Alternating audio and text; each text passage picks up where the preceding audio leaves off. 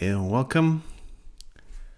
We have about another 15 minutes before the conference call starts. So we're just a few people at this moment.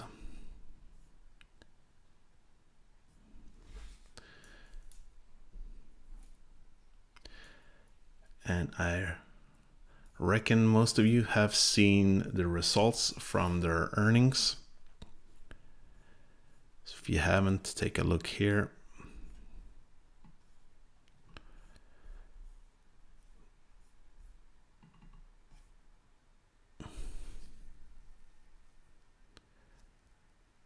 Can this stock reach 500? Yeah, I'm not sure you're being serious there. So, or what did you mean? Yeah, stock price. I don't see that at the moment, anyways. And guys, I might be a little slow right now, and it might look weird when I'm talking. I was just at the dentist. I just came home 15-20 minutes ago after 2 hours doing some kind of root canal. So I'm pretty stunned still. So I'm still not feeling half of my face right now. So sorry if I'm a little slow right now. All right. But again, I'm guessing that some of you have seen the results again. Yep, the revenue increased about 156% year over year. About 2.8 million Canadian dollars. And Q2 of this year, it was about 2.6. So not such a big rise there, right? About 5% increased.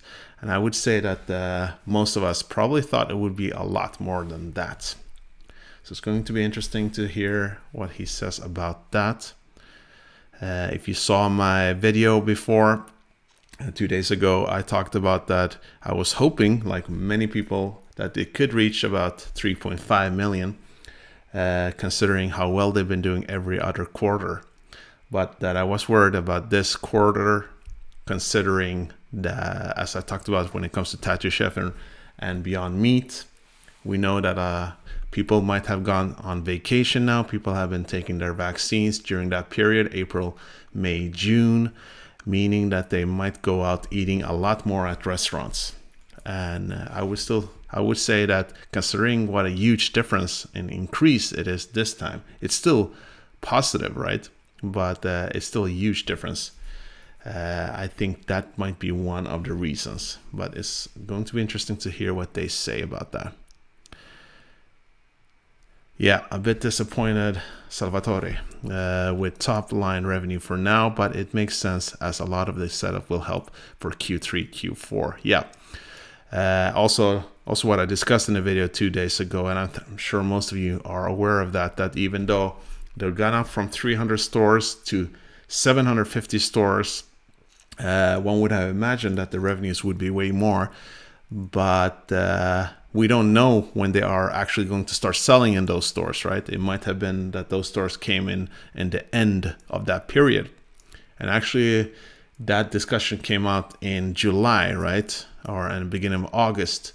So I'm not sure how many stores have actually been part of this Q2 revenue, right? Which is April, June, May.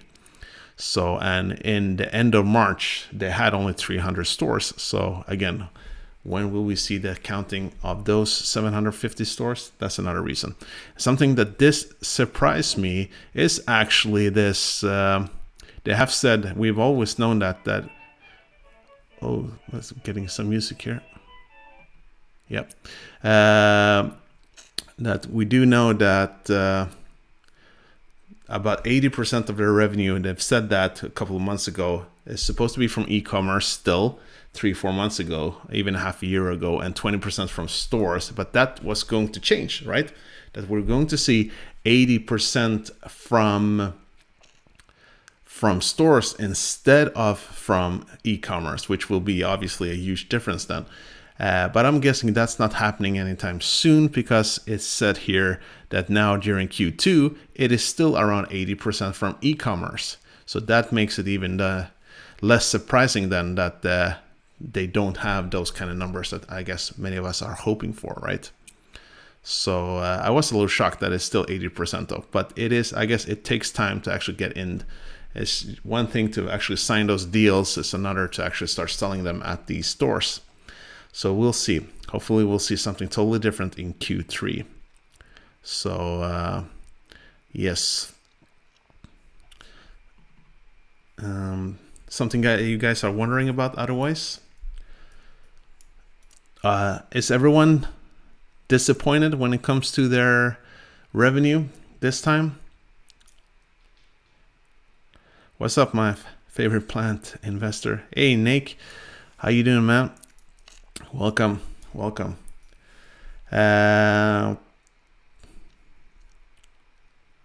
So, but again, I was a bit shocked with these low numbers. Again, even though I kept saying that I keep it in mind that this period might be that people are out eating more and on vacation, it was still a bit shocking, even for me, I must admit. So, but again, when you compare to the other plant-based companies, and I guess food companies overall, we've seen them having lower results. So, so I guess it should be no difference when it comes to the Very Good Food Company. So, but if we take a look at here again, so e-commerce sales increased 161% to 2.2 in Q2 compared to 846,000 only in Q2 year over year. So it's the year over year thing is obviously the most important one, and that's 161%. So that is still impressive, right? And then increased 1%. It is quite small though, 1%, but might not be so strange either for, again, when restaurants are opening up, when people are starting to go out. So if people don't go to stores as much buying food, they'll probably be buying even less from the net, right? When you don't have to right now. So, so I think to some extent that makes sense that they're not selling as much, but still selling more still. Yes, it increased only 1%, but they're still selling more. So, so if they can keep those kind of numbers just from the e-commerce, that will be impressive when that eventually is going to be the 20% of the revenue. And then we have the 80% from the stores, which is going to be completely different then, right? Again, like I said, I just had a root canal, 2 hours in the dentist chair. So I don't know how I'm speaking right now, or the way it looks, or the way it sounds. So sorry about that, guys. Yes. What's the time here? Sivan, retail sales growth is key, in your opinion. Yeah. And I'm sure we're going to see a lot of that with time more.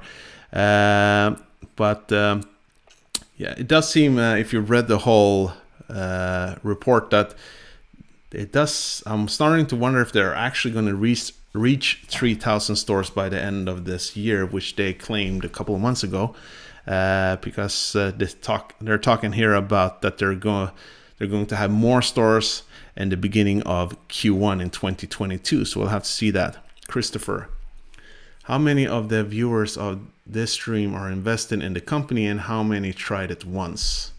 Well, that's a good question. So I'm invested anyways. Hey Fergie, how you doing, man? Welcome.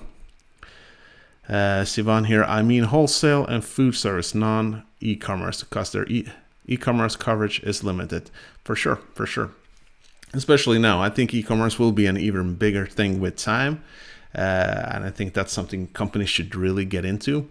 But right now, I mean, most people are still going to buy most food in stores, right? So that's hopefully that's something we're going to see more of. Definitely. But again, it's going to be interesting to hear what they have to say. This is their second conference call of all time, I think, because the first one was, I think that, so wasn't it Q1 Q1 was both the annual for the whole of 2020, right? And in Q1, and that was the first time. So didn't try it. All right. I'm invested too. Nice. Haven't tried either. No, that's unfortunate, right? Looking forward to being able to try these products. I've heard a lot of people being very positive about them. So yeah, what do you guys feel? I think the stock right now, it's down another 3% the last time I saw. Yeah, okay, 269 now. Okay, so not as much as before today, but I wouldn't be surprised if we'll see it actually bump down even more right now, because I do still feel that probably, I mean, if you compare it again with Beyond Meat and Tattoo Chef, they didn't beat their earnings actually. They actually, yeah, may have had a worse year over year than expected. And the very good food company, not impressive maybe earnings at this point, but they still beat them nonetheless. So I guess that's positive. But I do suspect that there might be people who have expected this company to maybe really blow out of the roof, because I think the majority of us thought that they would get like between, I think, 3 to 4 million in revenue, and a lot of us thought it was 3.5. And I said that I thought that could be a possibility for sure, considering what they've been doing as of late and how well they've been doing. I think the last between between December to March, they basically went up about 800,000 plus, right? So I thought it couldn't be impossible doing that now, even though I was, again, nervous about everything with the vaccine. But yeah, it wasn't that much, was it, at this point? So about 5% increase. But again, we should try not to complain, I guess.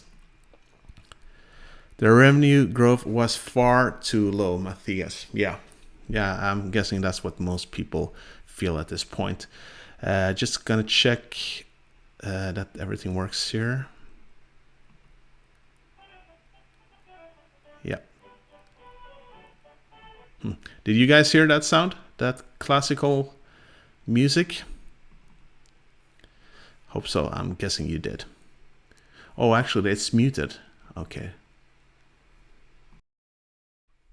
Let's try it once more. Tell me if you hear this.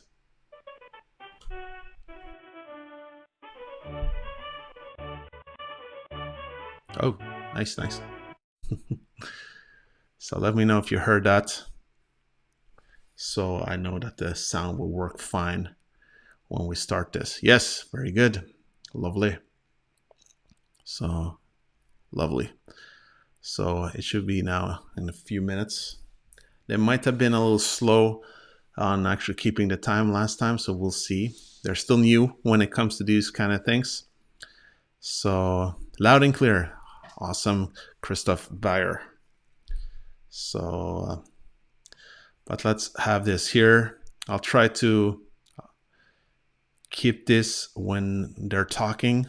It's not always too easy to actually keep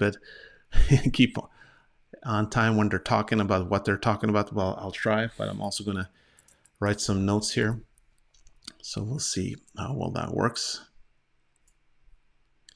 All right. Oatly has dipped to a nice price. That's one I'm looking at. Yep. Oatly is getting more and more attractive, that's for sure. And that's what I suspected way before this short report came, talking about that it should be lower. I also thought that it was $22 seemed quite a lot, even though long term I could see it doing really well and grow into that valuation. But yeah, well, I think Oatly is about what's let's open up one more here. It's about 15 now. Okay, 15.89. All right. So yeah, there we go. Okay. Let's see if they are starting now. No.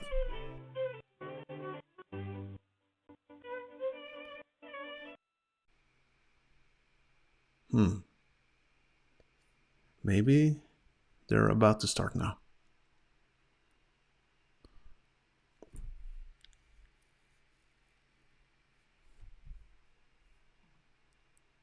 Good morning, everyone. Welcome to the Very Good Food Company's second quarter 2021 earnings call for the period ended June 30th, 2021. At this time, all participants are in a listen-only mode. A brief question and answer session will follow the formal presentation. If anyone should require operator assistance during the conference call, please press star followed by 0 on your telephone keypad. As a reminder, this call is being recorded. It is now my pleasure to introduce your host, Sabina Shabrisky, Director of Investor Relations of the Very Good Food Company. Please go ahead. Thank you, operator. Good morning, everyone, and thank you for joining us today for the Very Good Food Company's second quarter 2021 financial results conference call. My name is Sabina Shabrisky, Director of Investor Relations. Joining me today on the call is Mitchell Scott, Co-founder and Chief Executive Officer of the Very Good Food Company, and Kamini Hidkari, the company's Chief Financial Officer. After prepared management's remarks, we will hold a question and answer session. A replay of this call will be archived on the Investor Relations section of Very Good's website at www.verygoodfood.com/investors. Listeners are reminded that certain matters discussed in today's conference call or answers that may be given to questions asked constitute forward-looking statements within the meaning of applicable securities laws that are subject to the risks and uncertainties relating to the Very Good Food Company's future financial or business performance. These statements are based on management's current expectations and involve risks and uncertainties that could cause actual results to differ materially from those described in these forward-looking statements. These risks and uncertainties are detailed in Very Good's annual information form for the fiscal year ended December 31st, 2021, and other periodic filings with Canadian securities regulatory authorities, available on Very Good's SEDAR profile at www.sedar.com. Forward-looking statements made on this call are made only as of today and will not be updated as events unfold other than as required by applicable securities laws. Please also note that on today's call, management will refer to adjusted EBITDA, adjusted general and administrative expenses, and adjusted gross profit, which are non-GAAP financial measures. While Very Good believes that these non-GAAP financial measures provide useful information for investors, the presentation of this information is not intended to be considered in isolation or as a substitute for the financial information presented in accordance with IFRS. For definitions and reconciliations of the non-GAAP measures discussed to the relevant reported measures, please consult our second quarter 2021 MD&A as filed on SEDAR. I would now like to introduce Mitchell Scott, Co-founder and Chief Executive Officer of the Very Good Food Company. Please go ahead, Mitchell. Thank you, Sabina, and good morning, everyone. Welcome to Very Good's second quarter 2021 earnings call. We've had another exciting quarter, highlighted by a triple-digit increase in revenue across our e-commerce and wholesale channels from the same period last year. Very Good is growing in every direction. Our top key priorities in 2021 are to commission our Vancouver-based Rupert facility to increase our production capacity to meet demand, to strengthen our North American e-commerce sales through digital marketing initiatives and the use of social media influencers, to deepen our wholesale distribution in Canada and to expand our retail reach into the U.S., and to introduce our new Butcher Select gluten-free and soy-free range of plant-based meat that will compete with the likes of Beyond Meat and Impossible this fall. While we focus on our North American growth strategy, we have also made inroads into new markets with our recent UK e-commerce launch. Our success is driven by our ability to execute on our growth strategy and the continued demand for plant-based food products. Since we last spoke to you in May, increasing our production capabilities remains one of our key focuses for 2021 and beyond. Line 1 at the Rupert facility is now producing 4 times the daily production volume of our Victoria facility. We commissioned Line 1 in April 2021 and began producing limited saleable products in May 2021, while testing 7 SKUs of the popular The Very Good Butcher's product lineup, which will initially be produced on Line 1. Currently operating 5 days a week with 3 shifts per day, Line 1 will be producing an average of 13,000 pounds per day starting in late August. Production volume is increasing week over week from continuous operational and process improvements in conjunction with increased production hours. We expect the ramp-up of capacity of Line 1 to continue into the fall as we target 40,000 pounds per day on average in Q4 2021, gradually increasing to an average of 60,000 pounds per day in early Q1 2022. The second production line at the Rupert facility is planned to be commissioned in late Q4 2021, with testing and food production starting in early Q1 2022. Line 2 is expected to initially produce 6+ SKUs of our newly announced gluten and soy-free Butcher Select line of plant-based meat alternatives. Line 2 will also allow for expansion into the North American food service channel, an exciting new market that I will touch upon in a few minutes. With both Line 1 and 2 fully operational, the Rupert facility will be able to produce 37 million pounds of product on an annualized basis. We recently announced that food production will begin at our Patterson facility in California starting in September 2021 on commercial-graded kitchen equipment in order to fast-track the production of Taco Stuffer, one of Very Good's most in-demand SKUs. While the installation of the facility's first major production line is underway and targeted for completion before Q2 2022. Once commissioned, Patterson Line 1 will produce the Very Good Butcher's various unique products which have not yet been scaled, including our popular holiday roast, the Stuffed Beast, and our jackfruit-based ribs. It will also have the capability to make the brand's original suite of products. The production of Taco Stuffer will also be transitioned to Line 1 once commissioned, which is expected to produce an average of 27 million pounds of product per year when fully operational. The Patterson facility can accommodate up to 4 production lines, allowing for potential capacity of up to 98.5 million pounds of product per year. The commissioning of production lines at both the Rupert and Patterson facilities are experiencing some challenges due to the pandemic. We are experiencing delays for the receipt of production equipment from Europe from manufacturer and shipping setbacks. In both Vancouver and California, we are experiencing delays in hiring due to labor shortages as COVID restrictions lighten and businesses open up once again. We anticipate that these challenges will continue in the near term and potentially slow the targeted ramp-up plan to meet the fast-growing demand for our products in North America.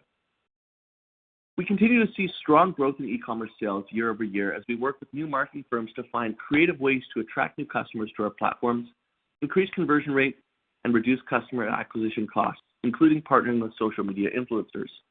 So far, we have partnered with over 40 social media influencers who have 55 million followers combined across various platforms including YouTube, Facebook, Instagram, and TikTok. To date, we have fulfilled 47,206 e-commerce orders, which is more than what we shipped in all of fiscal 2020. Since the privacy updates implemented by Apple in April and the changes Facebook made to their advertising tools shortly after, the data collection features used by advertisers have become less effective. As a result, Very Good, along with other direct-to-consumer businesses, have been limited in the ways we can target consumers and measure the success of specific ad campaigns. Even with these rapidly shifting policies, we continue to steadily grow the e-commerce channel quarter over quarter in 2021. During the quarter, we announced the launch of 2 exciting e-commerce platforms, an Amazon US storefront and a UK e-commerce website. Consumer demand for plant-based foods is growing at a rapid pace across the pond, and Google Trends listed the UK as the #1 growing country searching for veganism. And a recent survey conducted by Finder shows that the number of vegans increased by 40% in 2020. Very Good's expansion into North American retail continues to be a key focus in our growth strategy. During the second quarter, we entered into new partnerships that deepen our wholesale distribution within Canada and accelerate our retail reach into the U.S. In Canada, we entered into a distribution agreement with Horizon Grocery and Wellness, where the company signed on with Save On Foods, Canada's largest Western-based grocery retailer, to carry the Very Good Butcher's suite of products in 184 of its retail stores across Canada earlier this month.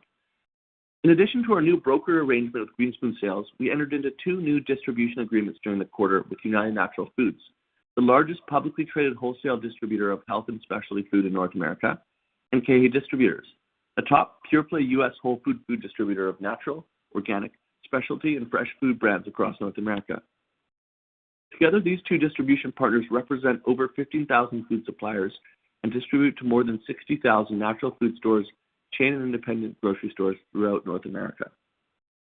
During the quarter, we increased our points of distribution by 147% to 1,869 at the end of the quarter, compared to the same period in the prior year. And we just announced last week that Very Good is now in 754 retail outlets across North America, with more than 100 stores in the U.S. set to carry Very Good's suite of products under its core brand, the Very Good Butchers. During the second quarter, we also hit a major milestone in our growth strategy with our debut into the food service meal kit industry. In June, we announced 2 collaborations. One with Vancouver-based homegrown meal kit company Fresh Prep, who are adding Very Good's innovative plant-based food products to its extensive menu of recipes and meal kits. The second arrangement is with Copper Branch, the world's largest plant-based restaurant franchise, with over 40 locations across North America. Copper Branch will make Very Good Butchers delicious and nutritious plant-based products available to its customers to purchase from branded in-store freezers in 8 of Copper Branch's locations across Canada this summer. We also launched our new brand, the Very Good Cheese Co., and its lineup of 5 newly reintroduced plant-based cheese products during the quarter. This exciting new brand came to us from our acquisition of the Cultured Nut in February. These Very Good Cheese Co. products were made available in the U.S. and Canada in June through our e-commerce platforms and will be available in retail stores in Q4 2021. Very Good also recently announced the launch of our gluten-free and soy-free Butcher Select product line of plant-based meats in the third quarter of 2021. The Butcher Select product range is a premium line of extra meaty artisanal meats made with real, minimally processed ingredients, offering up more than just taste.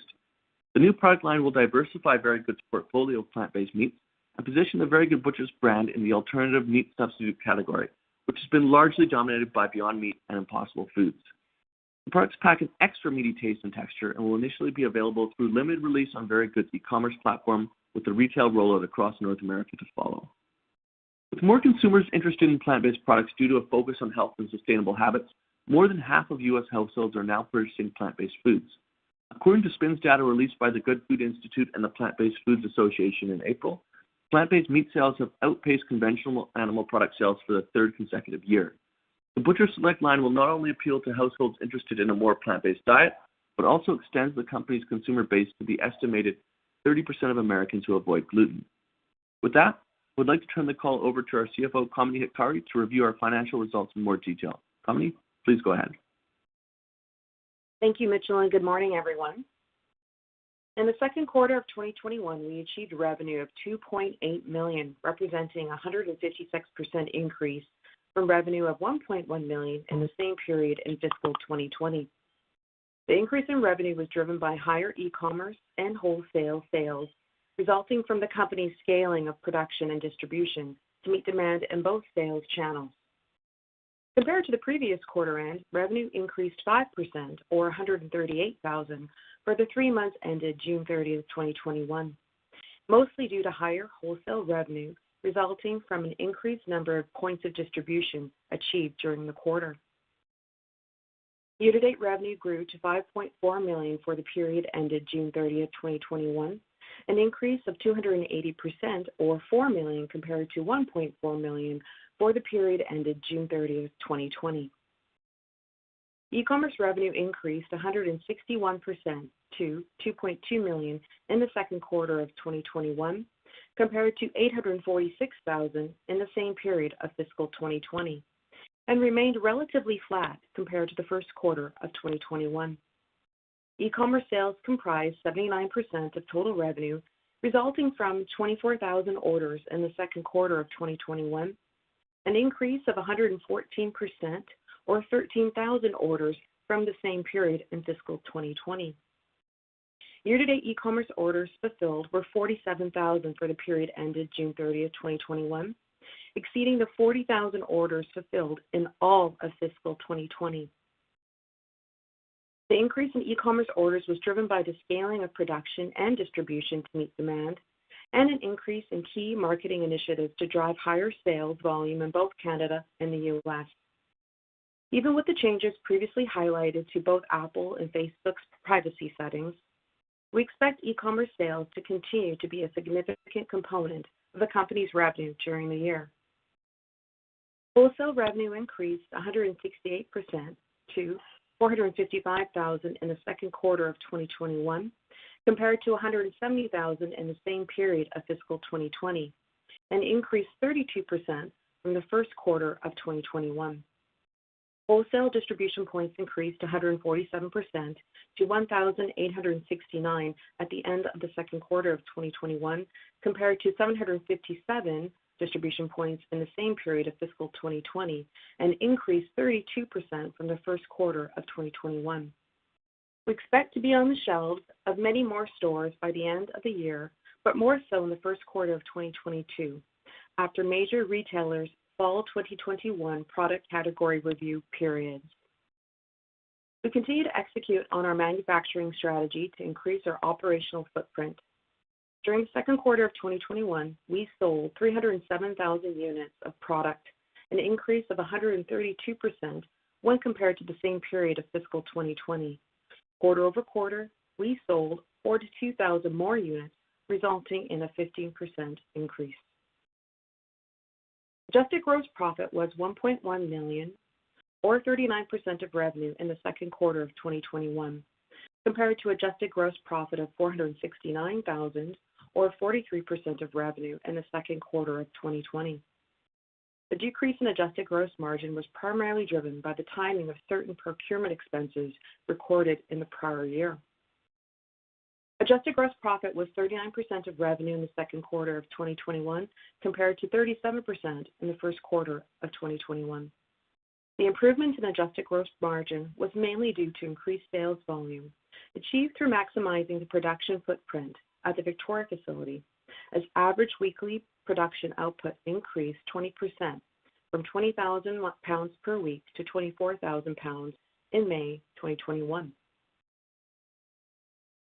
Adjusted general and administrative expense was $2.2 million in the second quarter of 2021, compared to $498,000 in the same period in fiscal 2020, and relatively unchanged from the first quarter of 2021. The increase in adjusted general and administrative expense was due to the company becoming public in June 2020 and the related expenses, as well as building out the team and functions to meet VRYGood's strategic growth objectives. Adjusted EBITDA was a loss of $5.7 million in the second quarter of 2021, compared to a loss of $1.2 million in the same period of fiscal 2020, and a loss of $5.4 million in the first quarter of 2021. Adjusted EBITDA was impacted by an increase in fulfillment expense and marketing and investor relations expense. The increase in fulfillment expense directly correlates with the increase in revenue this quarter as we continue to scale manufacturing and distribution to meet demand. The increase in marketing and investor relations expense is a result of our brand awareness efforts to increase e-commerce traffic to our website and conversion through digital marketing initiatives. The cost of effective digital marketing initiatives continues to increase with the lightening of COVID restrictions as more businesses come back online. With respect to cash flow for the 6 months ended June 30, 2021, net cash used in operating activities was $14.1 million and in investing activities $8.3 million, offset by cash received from financing activities of $3.2 million. The net cash used in investing activities was primarily used for capital expenditures and leasehold improvements for the commissioning of line 1 at the Rupert facility, in addition to cash paid for the acquisitions of the Cultured Nut and Lloyd James of $1.25 million. Cash received from financing activities was from the exercise of warrants and stock options during the quarter. As we continue to strengthen our operational and distribution capabilities to meet the strong demand for our product, both in North America and globally, we do anticipate this having a positive impact on our continued financial growth. During the quarter, we also achieved a key milestone by entering into a $70 million credit facility with VRYYF Capital and 9 Point Partners. This facility provides financial flexibility to support our growth and expansion initiatives and is a testament of our ability to access favorable financing while diversifying our capital structure. The credit facility consists of a $20 million revolving line of credit and a $50 million senior secured asset-backed term loan. All amounts drawn under the credit facility are subject to specific borrowing requirements and will pay an interest rate of 9.95% per annum and will be repaid in full upon maturity. The credit facility has a term of 24 months with an option to renew upon mutual consent for another 12 months. We also added strength to the balance sheet and closed an oversubscribed $20.7 million bought deal public offering in early July. Proceeds from this will be used to start operations at the Patterson facility, to support wholesale expansion in the U.S., as well as international e-commerce launches. I'd like to turn the call back to Sabina for the Q&A section of this call. Thank you. Thank you, Kamini. The first question we have today is, Very Good is significantly increasing its production over the next 2 years. Are you seeing the demand to meet this production? Good question. Since James and I founded Very Good a few years ago, one of our biggest issues has always been meeting the demand for our products. I still remember when we had to close the Victoria shop for a week after our grand opening in order to restock. Plant-based diets are no longer a trend, and they're now part of many consumers' mainstream diets. A recent study by Meticulous Research indicated that the plant-based food industry will grow to $74.2 billion USD globally by 2027. Our production expansion decisions were made as a result of research into the growth of the industry, in addition to feedback through discussions with major retailers. The significant increases in our production capacity and distribution ensure that we can meet this future demand. Thanks, Mitchell. Our next question is, can you touch on the Line 1 commissioning process at Rupert? Did you learn any lessons that will help make for a smoother process going forward? Thank you for the question. We were very happy with the Line 1 commissioning process, and it ramped up as we planned. One thing that I want to touch on is the testing phase of our commissioning process. This is a crucial part as we need to make sure that we are always producing the high-quality products our consumers have come to expect from us. And during this testing phase, saleable product is sometimes manufactured in limited quantities, as it was in Q2 2021.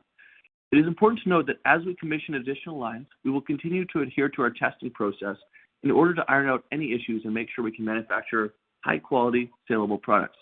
We will be using the experience gained through the commissioning of the Rupert facility as a blueprint for the commissioning of the Patterson facility. Thanks, Mitchell. Our next question is regarding revenue.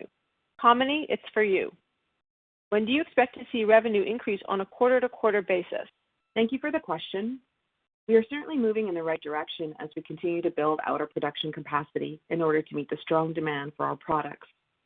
However, like many other businesses, we are subject to the evolving impacts of the COVID-19 pandemic, and in this quarter, we experienced delays in the delivery of production equipment, as well as a tightening of local labor markets, which made it more challenging to secure the production staff needed to ramp up operations. All of this has, at times, had a decelerating effect on our overall expedited ramp-up and slowed our ability to get product to the market. We expect revenue to continue to increase each quarter as we find ourselves on the shelves of many more stores throughout North America, especially in the U.S., which we anticipate will be towards the end of the year and into the first quarter of 2022, fitting in with major retailers' product category review periods. Thank you.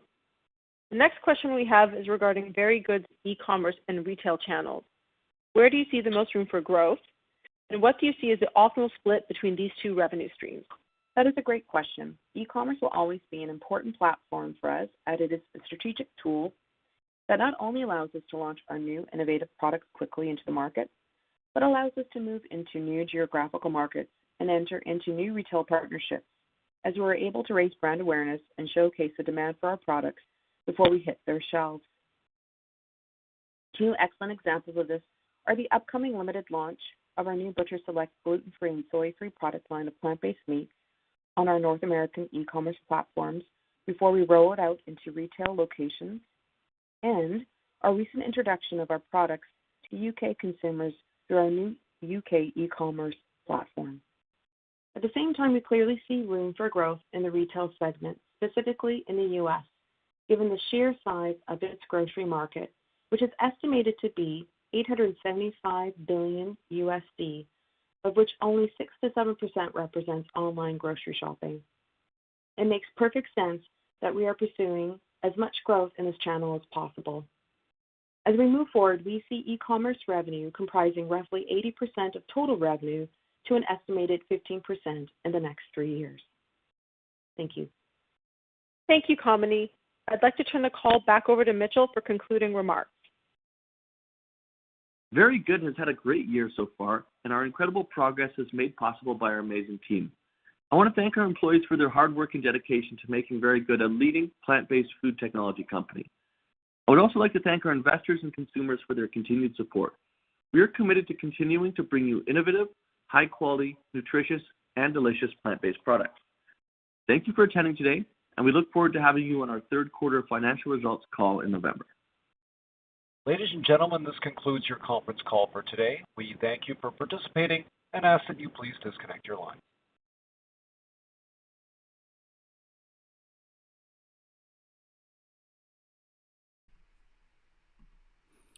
All right, so that went pretty quick. Yeah, guys, you have some. Will this live stream stay online? Yeah, I'm going to, when I'm finished here, it's going to be online. Definitely. I'm going to put it up. So directly after, basically. So no worries. Yeah, it's always a good idea to listen to a conference call at least 2 times, sometimes even more, depending on the situation. So yes, that's how it looks, guys. So something you're wondering about this far? Let's see here. I'm interested in what you have to say, Jesse. Yeah, let's just see here. A pretty good call. Looks like it was challenged to get labor and delay in parts. Slowed growth should really ramp up in Q3. Yep. Like we said, I don't know how you guys felt. I think a lot of us expected like 3 to 3.5 million in revenue, way more.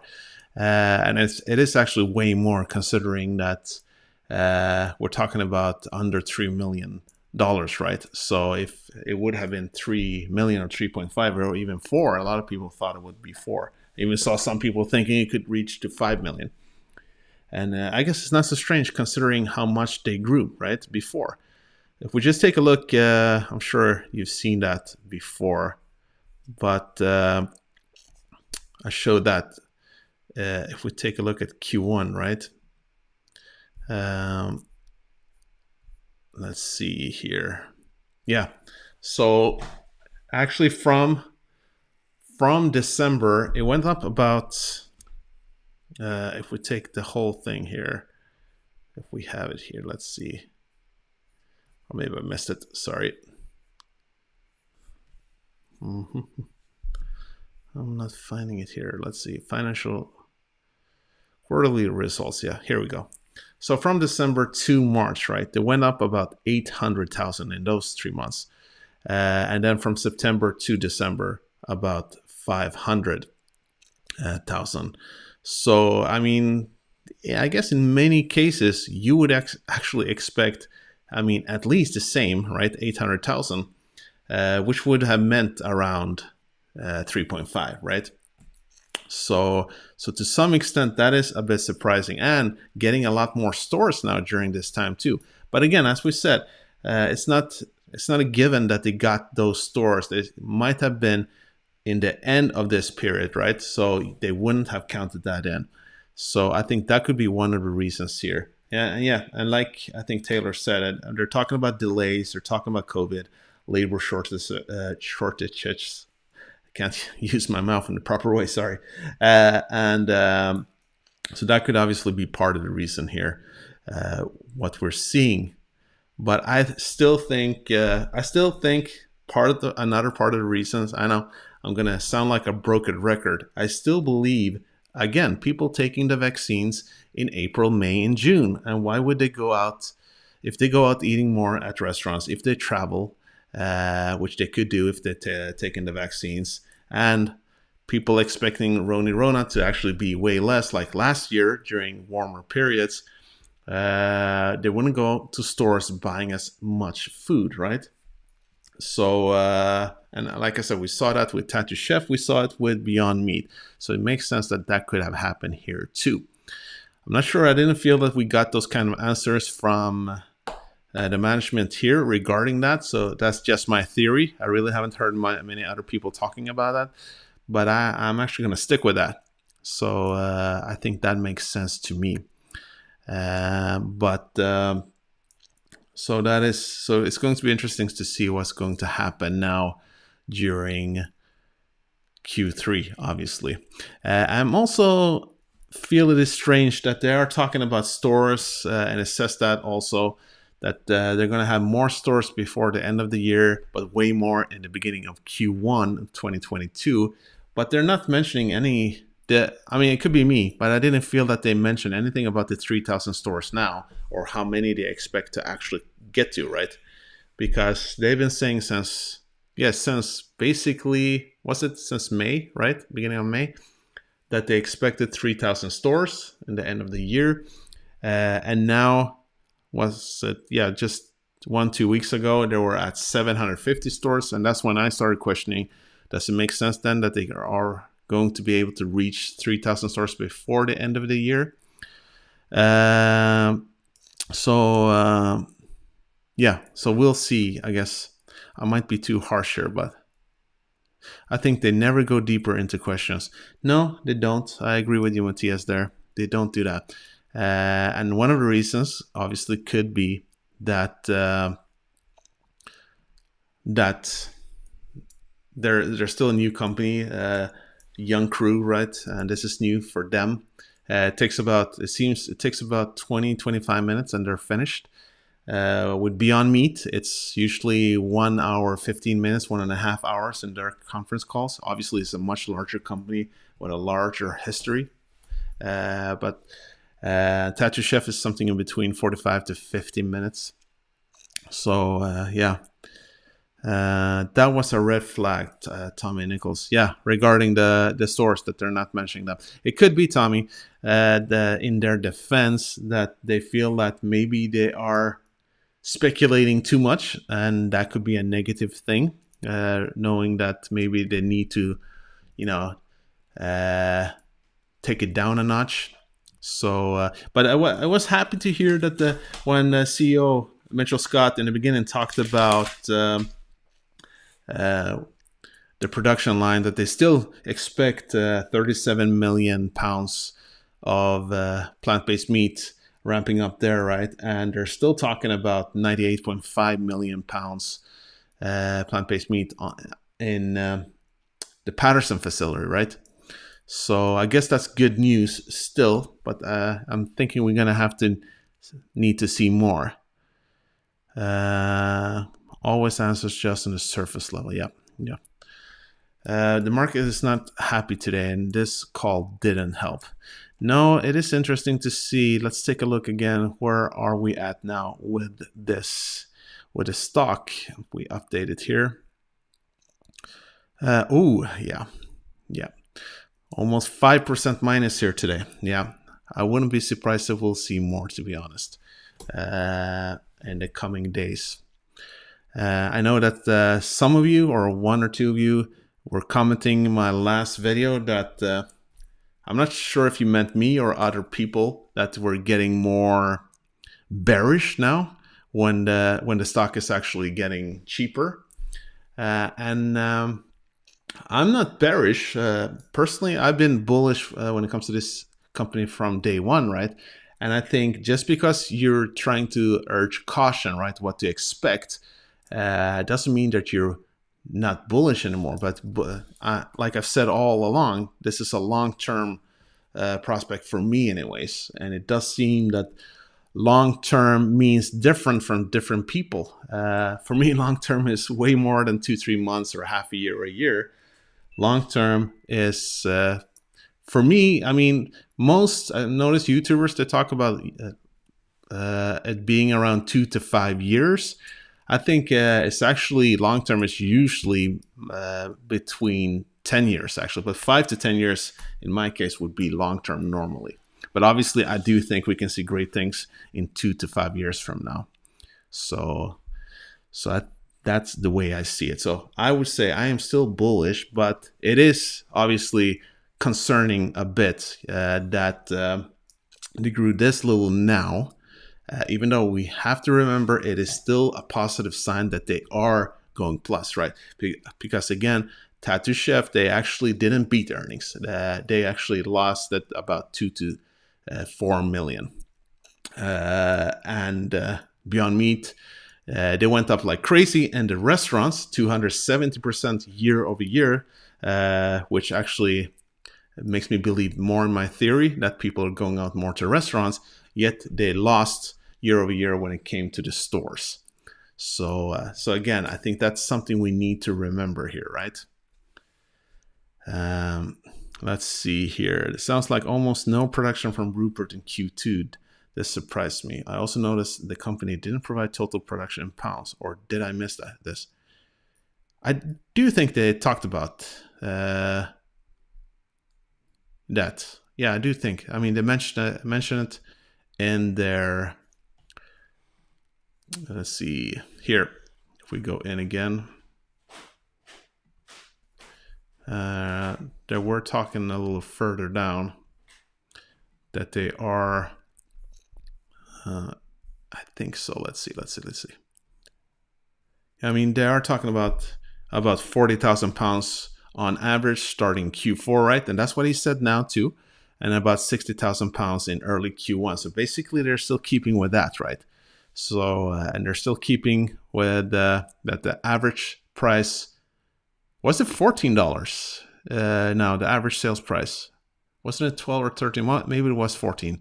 And then e-commerce, about 7 in wholesale there. So, okay, now the other way around. Obviously, e-commerce is 14 and then wholesale 7 Canadian dollars. So yeah, I do think they're talking about that still in a positive way. They talked about units too, to some extent, yeah. What they actually produced in okay. Yeah, I think it says somewhere. So again, I do know that probably a lot of you might be disappointed. But I think with any company, any disruptive growth company, you can't expect them to just fly off constantly, right? There will be times that needs to breathe and setbacks. And obviously, according to them, again, it's COVID, it's delays, labor shortage. And was it Taylor? You talked something about what kind of wages they get. That's nothing I've heard about actually, but that would be something obviously interesting to look into. All the details that we can get, as long as it's not only speculation. But how much was produced in July? Well, they're not focusing on July now, right? They were focusing on April, May, and June. So my understanding is this is the end of June, up to end of June. So we're probably not going to find that out until Q3, how much they've been producing. So if anyone noticed that, what they said, if they mention how much they've been producing in July, please let us know. That would be interesting, of course. So, yeah. So again, yeah, I'm still optimistic, but I'm a little more cautious now because, again, even though I'm the guy who's been saying that I think there might be a chance that they won't get that good now, considering Rona and vaccines and the whole situation. It still surprised me a bit. You live in British Columbia. I didn't think the wages were too competitive. Okay, nice. So guys, what do you think regarding what we could expect in Q3?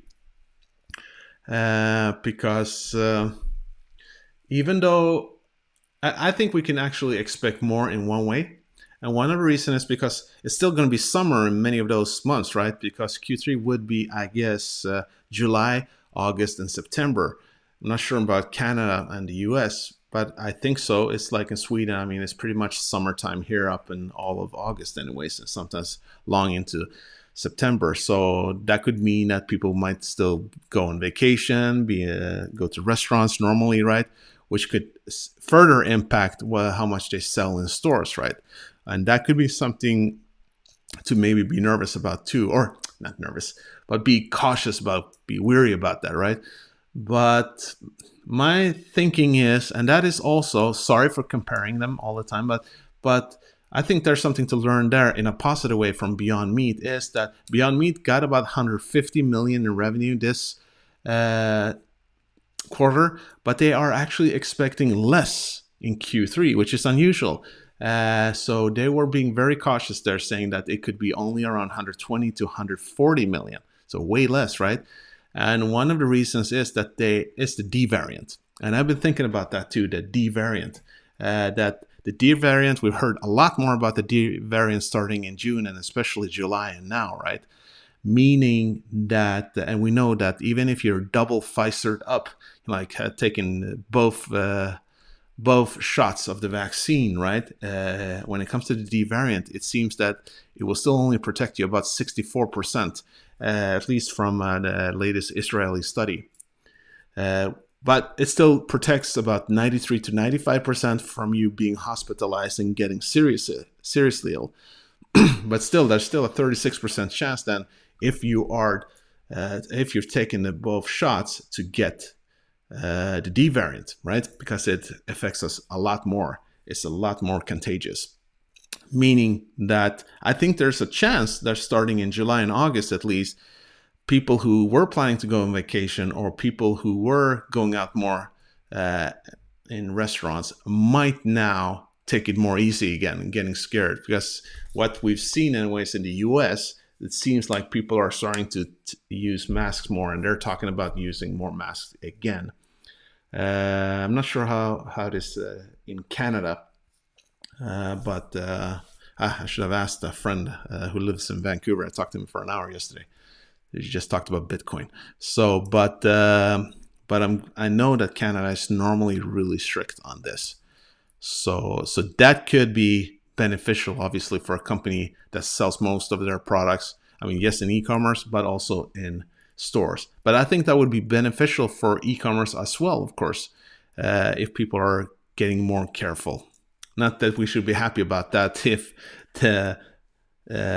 Rona gets worse again, but I think that's a realistic way of seeing it to some extent.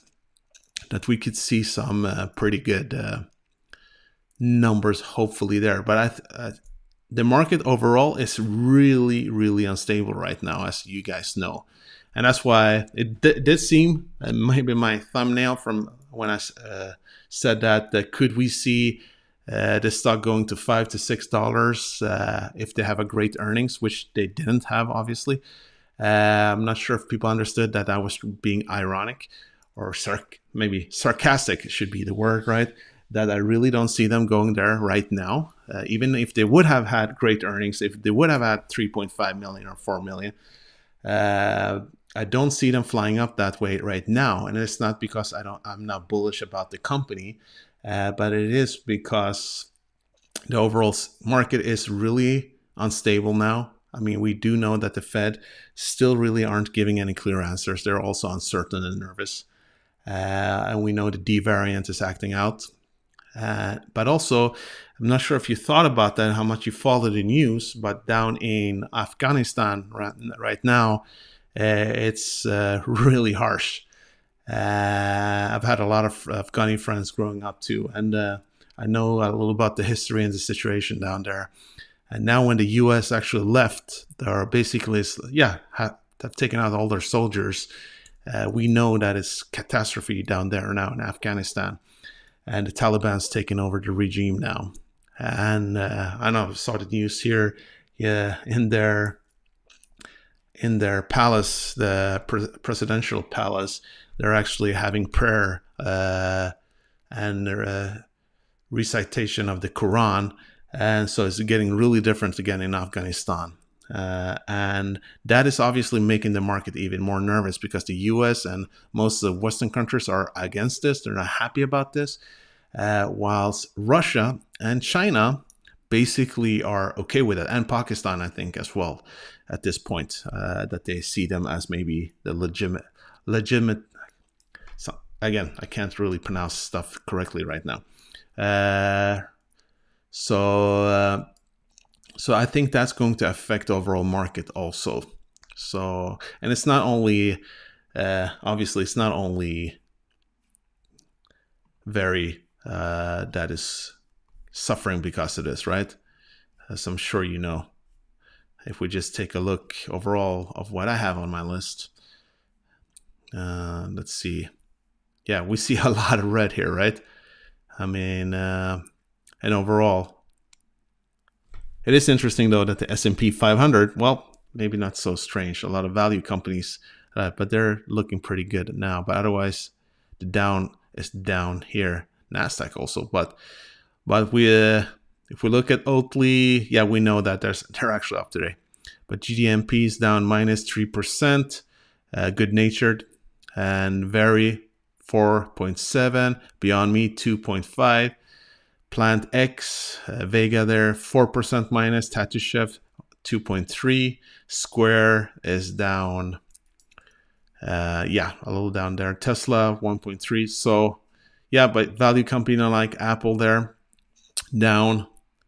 So there is still a lot of red, especially when it is disruptive companies, right? So when there's uncertainty, you can always be certain that it's the disruptive companies, the growth companies that takes a beating. But that's on the flip side of that is that when stuff is looking up, then obviously disruptive companies can fly up like crazy. We've seen that with Tesla so many times. So something to keep in mind too. So let's see. The salary is up in the careers section of the website. Okay. All right. So I'm guessing that's where you got that they had bad salaries then. Tommy Nichols here. Hard to judge Q3 because we don't know what was produced in July, obviously. Yes. When is the earnings call? Iftakhar, it's already been. Basically, it was 45 minutes ago it started and it ended 20 minutes ago. But I'm not sure if you can go back see now when I'm still live. But in a few minutes when I shut down, it's going to be out there so you can see the whole thing if you want to. So thank you, Tommy. I really appreciate that comment. That's nice. Thank you. But again, so I'm still hopeful, and I think we should all be that. But I'm not telling anyone what you should do in this case. So obviously, if you have this on margins, any money on margins, I would be really careful. Maybe right now, probably be really careful with margins overall during a period like this with any stock, to be honest. But again, if this is a long-term perspective and you feel that you understand the company, this is something, thank you, Taylor. And then this is something you believe in this company, their products, you can see them, you like the management team, you like the way they're ramping up. So I do still think long-term they could do well, obviously. Yeah, some short-term pain on the way, yeah. So that'll be interesting to see where the stock will be in a few weeks from now. Because obviously we're going to not only the uncertainty in the market, but if a company like this that is this small and disruptive is going to need some serious positive news now to actually start getting it up again, right? And the only positive news I can see them having really is impressive revenue numbers, and that will be in 3 months from now, right? So it might be a slow, painful time now in the coming months. But if it's painful for you guys, I'm with you. I'm invested here as well. I got some some painful history lessons sometimes when I invested in this basically around 2.4 Canadian dollars back in October. Put in, I would say, what would that be in Canadian dollars, American dollars, maybe around $10,000 I went in, and then it flew up in a couple of weeks to $9. So that's where I was up. That was a pretty good gain, and many of us. And then basically, hey Sid, how you doing, man? Thank you, Sid, buddy of mine from India. Might see him and me doing a video soon, an interview, hopefully. He's been investing for, I think, about 8 to 10 years. So this guy knows what he's talking about. So I was up to around $9. And I'm very, as you know, long-term, I'm very affected about that, you don't play the market, you don't take profits quickly, or I've had that attitude anyways. But now, obviously, it's always easy to be smart, after Sometimes I feel like today, like it went from $2 to $9 in such a short period of time, and really wasn't based on anything. Just that it was getting really hyped. And I know there are some of you who say that I'm part of that was hyping it, but I don't think I was actually making any videos until it was around $8 or $9. So I think we know why it got hyped, part of it. And I think in one way it's good, that it got more attention, more people noticing it. But obviously with today's lessons that I've learned from that, if a company actually goes up several 100% that quickly, that unnaturally, it's not organic at all, based on very little, I'm not sure how I would handle that situation today.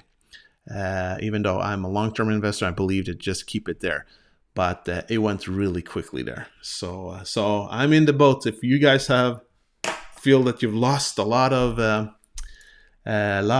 potential profits, you're not alone. So, because I've been seeing it moving down from $9 when I invested around my average around $2, and then just moving down, down, and now it's around under 3 Canadian dollars, right? So, and we don't know how far it will go down. Let's see.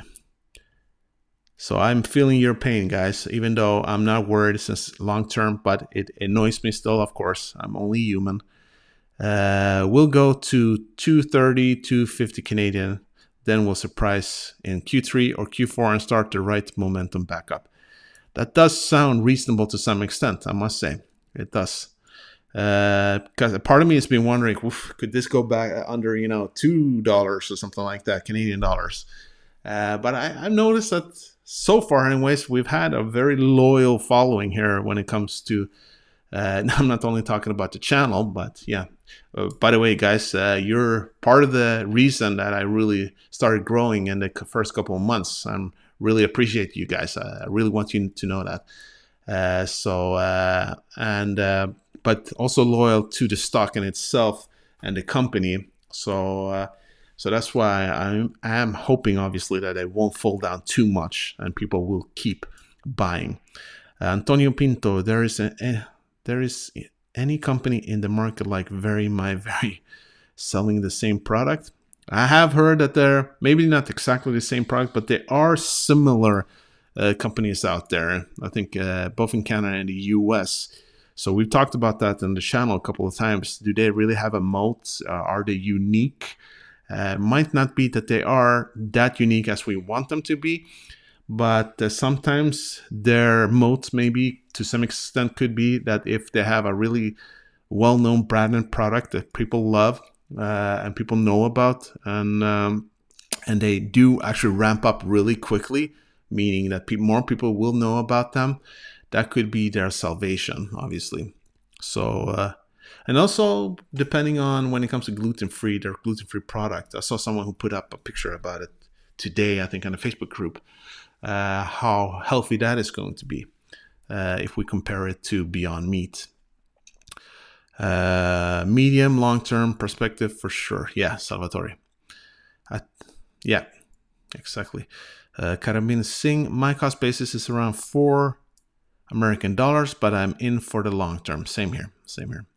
So what's the VR, if we go into that, the OTC version, what's that around now? 2.2. Okay, and that's it's down 6% right now. Don't worry about that though, because the OTC version, the American version, they're still connected with the Canadian one, right? So eventually it's going to catch up anyhow to whatever it is. Again, what's very now? Boom. Okay, down 5%. Might it be you guys that are selling now as we're speaking? Joking. But seriously, guys, is it anyone who, are you thinking of selling now? Are you feeling that it's gone too far? Matthias, we need to push your channel so we can attract more investors. Yeah, that'll be great for me anyways. But it would be nice to have even more people obviously interested in this company in one way or another. we don't seem to be too many people talking about the company, right? Aaron, what's the earnings bad?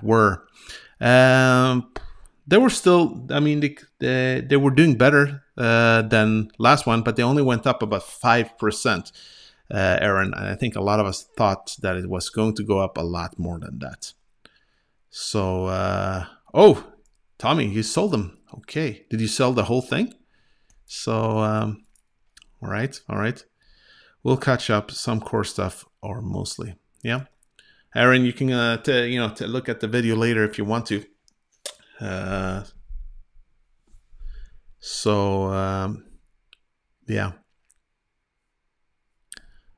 That's about it, guys. That's so again, still positive, long term, obviously, but cautious maybe now in the next half year or so. We need to get some more information on what's going on, obviously, and we need to see more results. And that's why, as I've stated before, why I do believe still, I mean, except that it's still overvalued now. I mean, if we take a look at it, let's see statistics here. It's less. It's about 42 price to sales. I'm a little uncertain how they count here, though, that they consider this being, if the market cap is almost 300 million Canadian, and they mean that this should only be about price to sales. I'm not sure that would be right. I actually think price to sale is higher than this, but let's go 42. 42 is still high. I mean, let's be honest, it is high price to sales. I mean, I think Tattoo Chef is around 8 or 9 in price to sales. So, I mean, and this is like 3-4 times more, 4 times more, if not 5 times more. And then we have Beyond Meat that is around, right now, I think maybe 18, because it's really crashing down, maybe even less here. I'm invested in a lot in Beyond Meat too. So yeah, price to sales is 16 there. So and let's take Oatly, see what's going on there. All right. Yeah, people are buying it up now like crazy. They're still expensive, 20. So I don't think when people take a look at this and they see price to sales and they see the kind of revenue, I don't think it's strange that it's not flying up right now, right? Because with people who haven't been following this company, like I think, like many of us, wow, 24,000 shares. All right, awesome, big bunch there. If you don't follow the company constantly, right, and you just take a quick look, like you go in 1 hour, 2 hours going through it. Yeah, I guess to a lot of people, if they don't really understand the sector, they don't know the product, they don't understand know the CEO, right, or the management team and the kind of ramp up they're doing. If you haven't been following this company for a long time, obviously this is not going to look attractive. I mean, we have to keep it real in that way, right? And it's also depending on what your understanding of the overall sector is. So, but I think, like I said before, I think this will change when we do see those revenues coming up a lot more. Like they're saying, they're claiming that they're going to be around 37 million pounds that they're going to be producing in the Rupert facility. Did he mention that today? Because it sounded like before, anyways, that in the end of the year, beginning of next year, that's the kind of levels we'll be seeing there. Obviously, it's not enough to just produce like crazy if you don't have the demand, but let's hope they do. And I mean, that would be a whole other thing, right? I mean, if they are reaching those levels as they've talked about, I mean, it wouldn't be impossible that we could see in a year or 2 years from now, like 100 million in revenue. And obviously, that would be crazy then when you compare it to the price to sales. Then we're talking about 3 to 4 in price to sales. If the price would remain the same, which it probably wouldn't, but it would look way more attractive. Richie, you'll keep buying, nice. I can sell and rebuy later. True. I am just very nervous about timing the market. I really don't think anyone can do that in any proper way. even though at times it does seem really easy to see it. So, like I said, when it was up around $9 in October, with today's lesson, probably maybe I should have just sold 20-30% and then like chill and see what happens, because and then maybe rebuy if it went down to a price. But again, it's scary and it's a lot of stress. Travis McFly, holding 2,000 shares, no intention to sell. Nice. You don't need to be a hero. You're a good person, I can see. Yeah, it's probably, I'm far from a hero. So, but thank you. How many shares you guys have? Ryan, still believe in this long term, but would our money be better off in another investment for strictly the short term as well? Waiting 5 to 10 years to see any impactful movement would be tough. I don't think we need to wait 5 to 10 years, but I get what you're saying. That would be obviously trying to time the market too. And I know there's plenty of people who do that, who constantly, move between stocks. And I think people who understand or think they understand a sector, like the plant-based sector, let's say, I could see sometimes you see very like going up like crazy, and then you see Tattoo Chef going down like crazy. And then quite quickly you see a move that is going up, or with Beyond Meat. I think it's the same thing we see in the EV sector, right? When it comes to Tesla, NIO, and Xpeng and all these Xpeng. And you can see like that there seems to be a rotation between them. Whenever there's good news from one and bad news from another, they rotate the money and trying to make money that way, right? Sorry for doing this too much. And I think there's a possibility, if you really, really are following the stocks all the time, that you could make some money that way. I still believe, if you look at all statistics and studies, that you'll still make way more if you're just relaxed and keep it in the company you believe in. Because even if it will have losses at times or for longer periods of time, eventually it will kick up again, right? And whatever kind of money you made here and there, you got some 5% there, you got 10% there, maybe you got 20% or 30%. And that would be amazing, of course, in the short term. But it's, I'm reading a book now, 100 baggers. It's nothing to compare to if you could get 100 baggers, right? Like 100 times your money or 10 times. And if you're going after companies that you believe, I'm not sure if you read it, Christopher Meyer, 100 baggers, right? If you're going after a company that you hope or believe that they could have 100 times your money, right? But you only get 25x, right? Or you only get the 10x, it's still amazing numbers, right? So if you got those 20-30%, making your quick moves. But if you just have waited, another couple of years, depending, and you would have gotten 10x in the company if you just remained, just keep reinvesting every week or every month or whenever you get to pay. That might have been the best choice. And statistically, it does seem like people make way more money that way. So some of the greatest investors of all time, experienced investors, older investors, that's what they all say. If I could give you the younger people, because I'm probably way older than most people here, but I'm not that experienced yet, of course. I'm like with all of you. Some of you might be way more experienced than me. But if I've learned anything from the literature and the studies, it is that, just remaining in the same companies that you believe in. If fundamentals change, if something really changes, CEO does something really stupid or some shady stuff there, it might be a time to get out. But otherwise, you might actually make a lot more money just remaining in the same couple of stocks long term, for sure. 1100. I'll be buying more if it gets to 215, 260. Nice. Judy, price to sales is 28 based in yesterday's numbers. Okay. Yeah. Still, that seems really low, but I need to take a look at that later. I'll buy more on O2C if it drops below $2. Falling wedge looks to see it bottom around 120-ish. Oof, that'll be scary. Antonio, not selling my cost is 266 American dollars, 600 shares. Nice. With 24,000 shares, I cannot be wrong. Took a 10-cent loss. Yeah, you could live with that, I guess. Only buying the vegan economist, right? I can rebuy when it bottoms out. True. But when will it bottom out? That's the question, Tommy. That's the scary thing, right? So, yeah.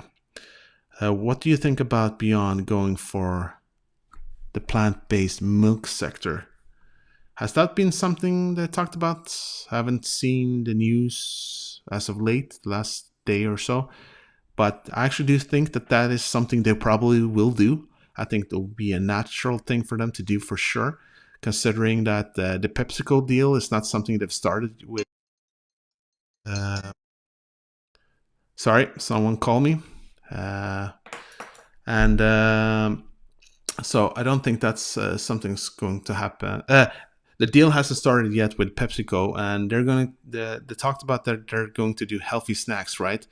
But also that they would do some kind of plant-based beverages. And for me, what would plant-based beverages be? And if you're a Beyond Meat and you're PepsiCo, right? It cannot be other colas. It cannot be more sodas. Because as far as I know, soda is plant-based, right? Or it's plant-based friendly anyways. So for me, it might be milk alternatives. And I think that would be very interesting, especially with the kind of facilities they already have and the ramping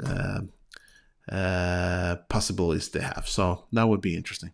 Dollar cost averaging, yeah, I'm at 194 cost basis now. Nice. 12,000 in holding, strong there. Johannes, good aft from Germany. Willkommen, Johannes, if I said that correct. 2.8 divided per current market cap. All right. Salvatore will average down when it drops to 2 or 240. Long term, the sector will grow so much. When they get out stores in Toronto, this will explode.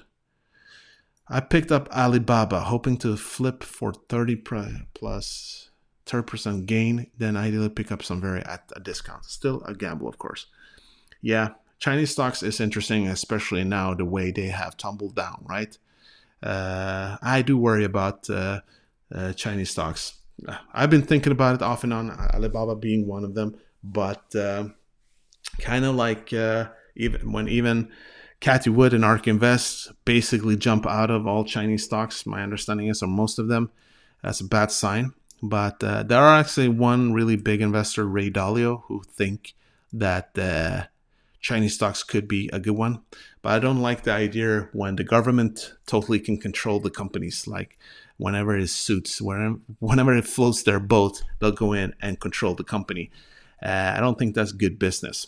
I don't mean anything against China overall, but I just mean that's a dangerous situation. So just something to keep in mind. Salvatore, I have tons of friends who are changing to plant-based. Nice. And I'm replacing many meat-based meals with plant-based. Nice, man. And when it's in Farm Boy, it will be my shopping cart every time. Nice. I'm guessing that's a store in Canada, Farm Boy. Yeah. Well, then you'll be supporting the revenue too, which is amazing, Salvatore. Patience is more required with holding than waiting for the stock to fall to invest. True. Plant-based is the future, 100% agree.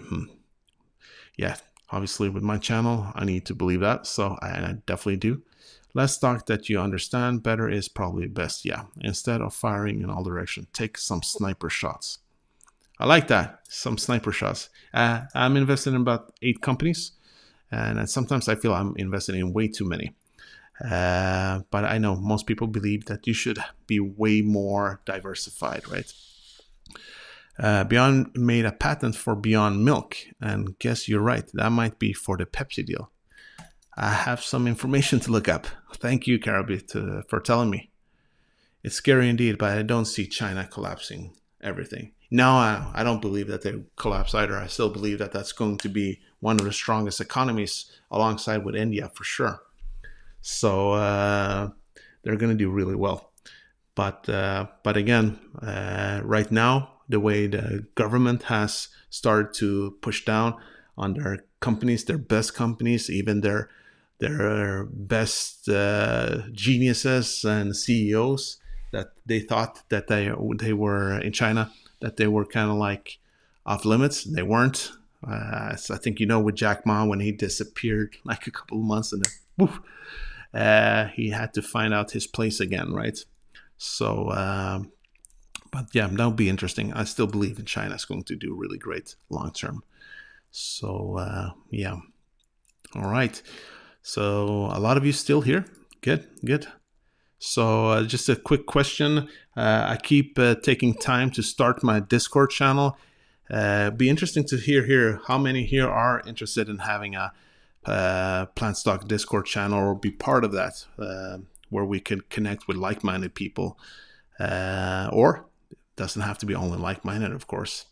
Where we have, one of the channels there in the Discord will obviously be the Very Good Food Company. One will be Beyond, another Tattoo Chef, Else Nutrition. But also thinking other stocks, like Tesla, Square, and whatever would be interesting there. So thank you, Matthias. See you soon. Have a nice evening to you as well. Yeah, it's evening for us here in Europe, right? So I guess for you guys in the US and Canada, yeah, it's everything between 12 or 9 o'clock, right? So cool. But again, it'll be interesting to hear if, we don't have to talk about that here, but I will anyways try to start that Discord. It's just a time issue. So when I started, I feel I want to have a lot. Yes, Discord. Very good, Antonio. That I really have time for it. I'm going to have to be very structured so I can be there. Continue to watch your videos. Continue to watch Very as well as Tattoo Chef. Awesome, Tommy. Awesome. So I've been wondering where we'll see now the crowd after today. Because I've noticed, especially in YouTube, when stocks don't go where people hope they go, they stop watching until the stock goes better again. It's funny that it works that way. I'm kind of the opposite. If I believe in a company and I love a company, right? I don't believe that I'm really owning stocks. I'm owning companies, which we are actually doing. Thank you, vegan economists. So for me, if I have some people, some YouTubers that I really look up to, or article writers, whatever it may be, if my company is doing badly, I would want to see those videos or articles even more, right? Because I want to know what's going on. I want to keep up to date, right? Like I'm trying to always keep up with Tesla daily on a daily basis, pun intended, because whatever happens, I want to be in the know-how, right? I want to hear their opinions. Awesome. Yeah. I own Square and Tesla as well. Also Apple, but I've been wondering if I should start talking about Square. It doesn't seem to be that many people talking about Square as of yet, and that is a very interesting company, I feel, anyways, regarding Jack Dorsey. So what would you guys feel about having, because I'm called Plant Stock and that's my focus. Hopefully that's always going to be my focus. You think it would be a good thing or a bad thing if I start talking about other stocks as well that is outside of the Plant Stock sphere? I'm not sure. I think it is. I think it's dangerous maybe because I'm in such a niche, but sometimes might be interesting. Start talking about Square, Apple, and Tesla. Yeah, Tesla might be hard because it's so covered. It's crazy. But yeah, add in Alibaba. Yep. Yeah, I've noticed that a couple who talk about Chinese stocks, people seem to be interested in that too. I own Square and love Jack, but PE 180 is, I don't know, scary. Yep. Yeah, that is scary, but I think Jack Dorsey, he's a genius. He sees things that a lot of us don't. And he has just the amount of crazy that could actually take you places.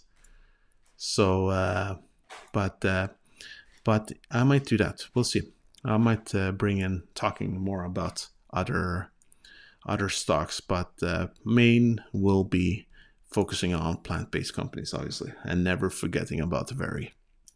And I don't think there's any reason for doing that. So, all right, guys.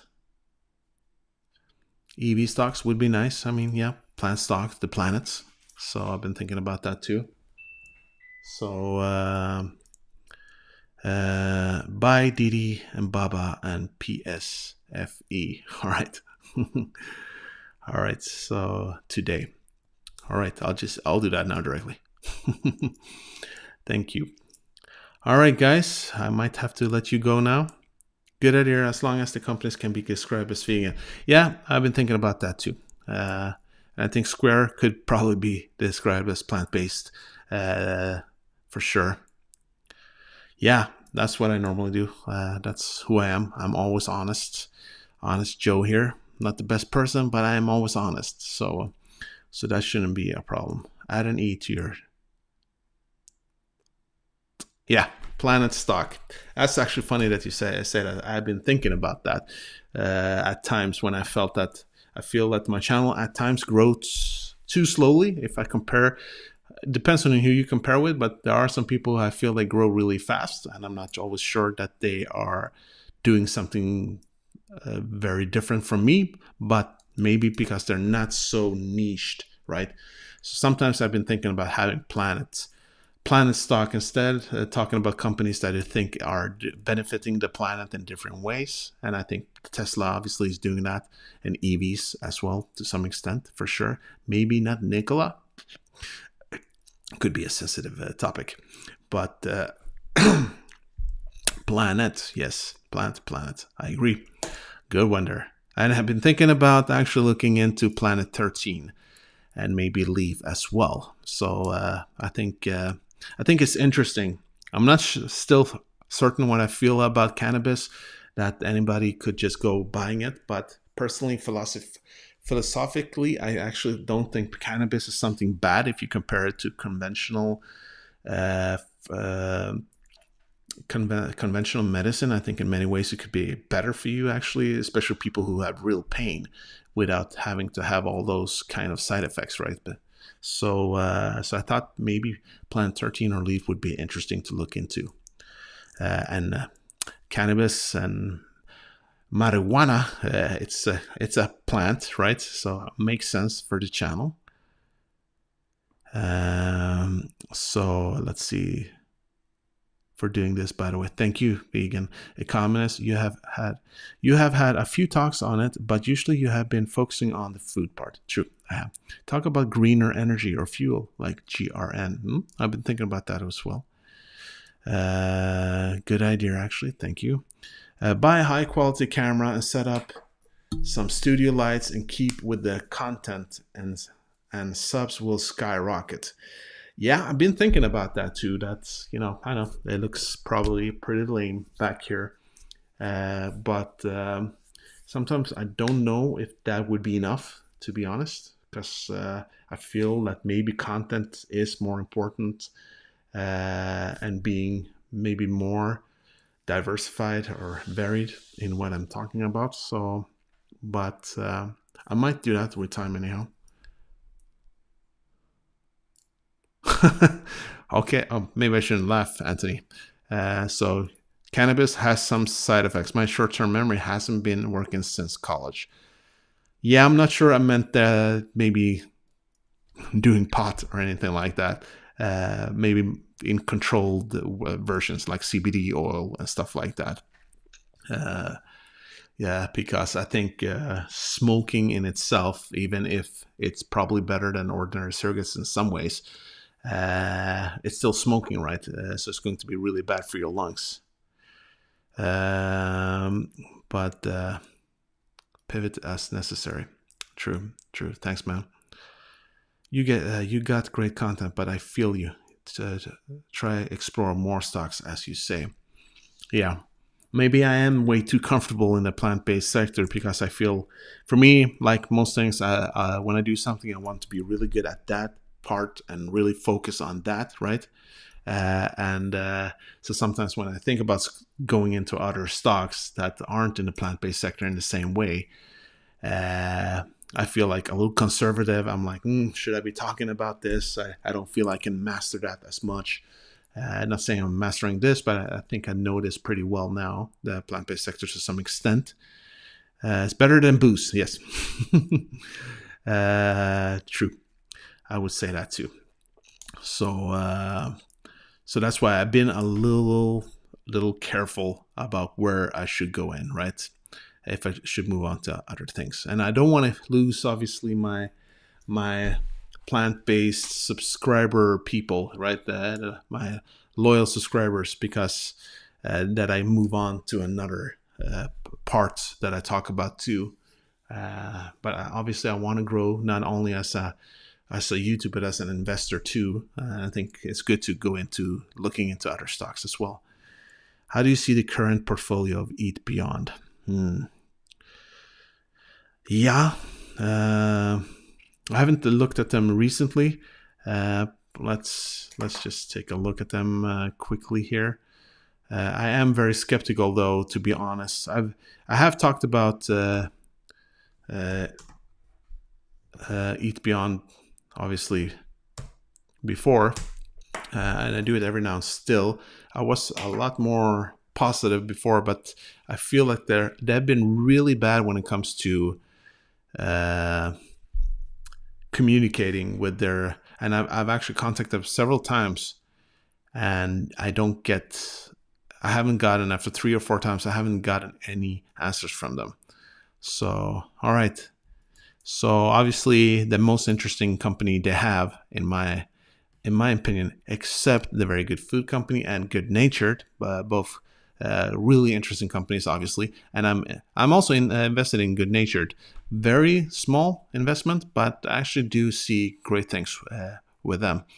But it's Eat Just. I'm very interested in Eat Just as well. I think that's. But my understanding, I read it somewhere a long time ago, that they've sold out quite a lot from it. I could be wrong, but that's something I'm going to cover in the company too. I think Nabati Food is interesting as well, considering that they have like plant-based desserts that are actually basically a Whole Foods approach there, and they're actually making moves now in Asia and Europe as well. So that is interesting. The others I don't know that much about. Soglos I've covered once, Israeli company, I think. That was interesting as well. So, and they're down below again, $1 Canadian, huh? And my understanding is that the CEO stepped down, and they have a new CEO, if I'm not mistaken. Don't think that's what I think. What is a good sign normally. It doesn't have to be bad, but I normally think when a CEO gives up, that's a bad sign. Yeah, let's see how stock market works.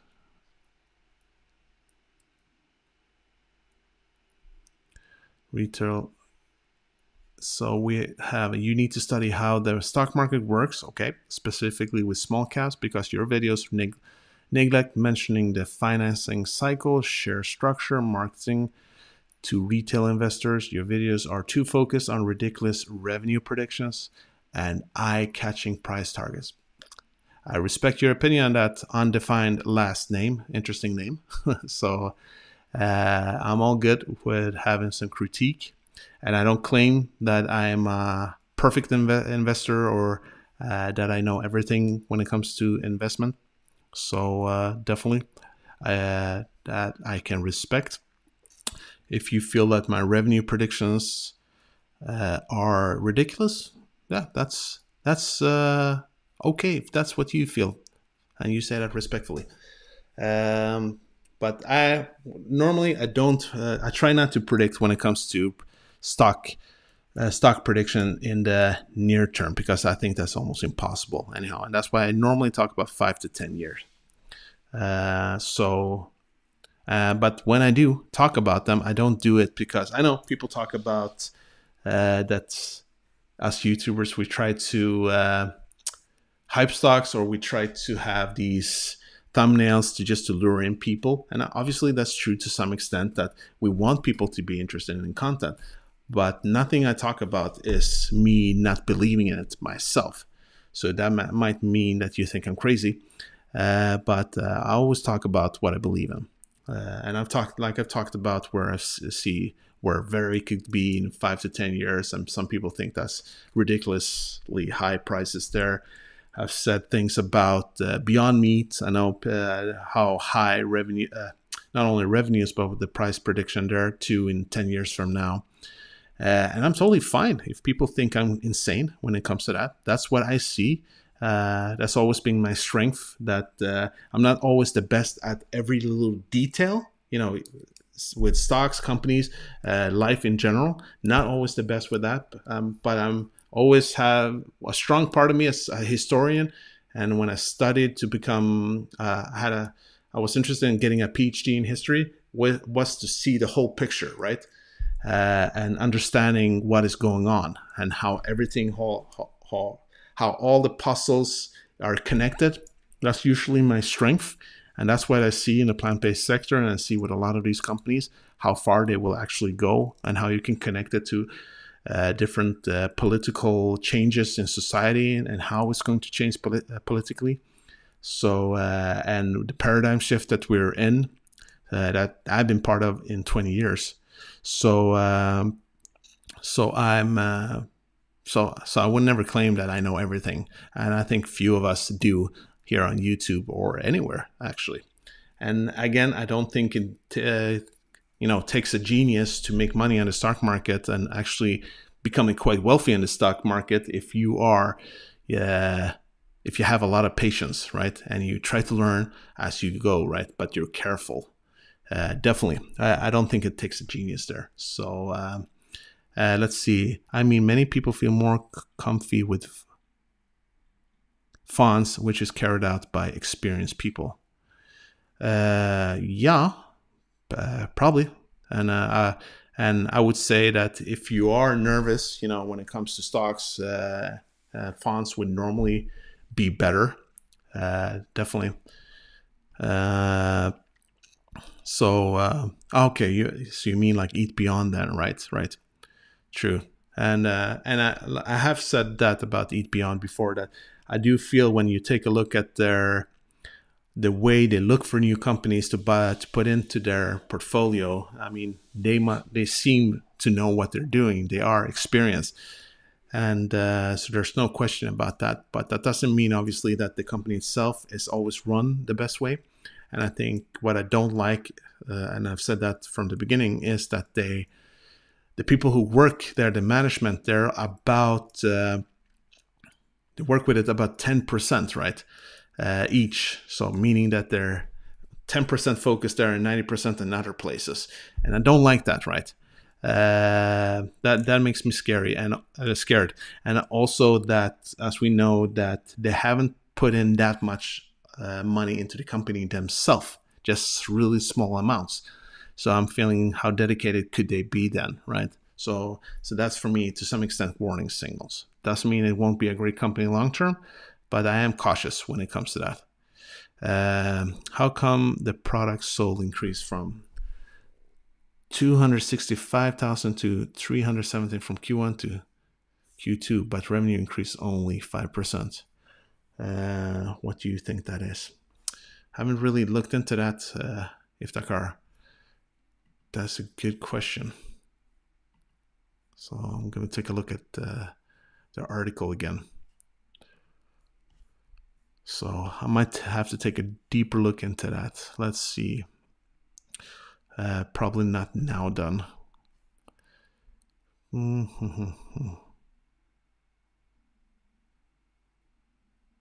Here, okay.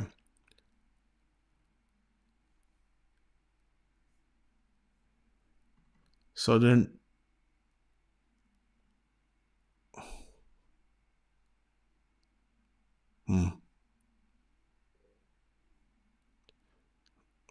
yeah, depends on the product sold here. Yeah. Increased from 265,000 to 307. What are the units here?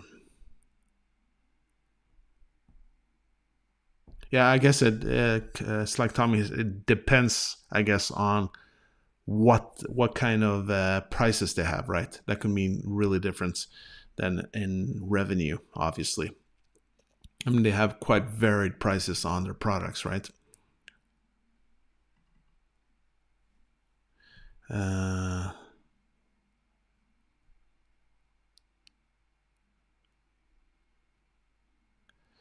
All right, guys.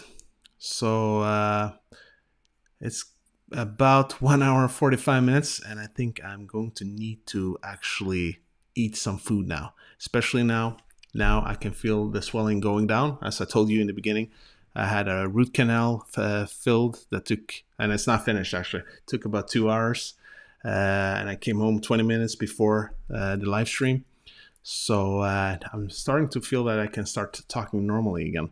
So that means that I can probably start eating soon too. So I think it's getting about time now. It's about 6:30 p.m. here in Sweden.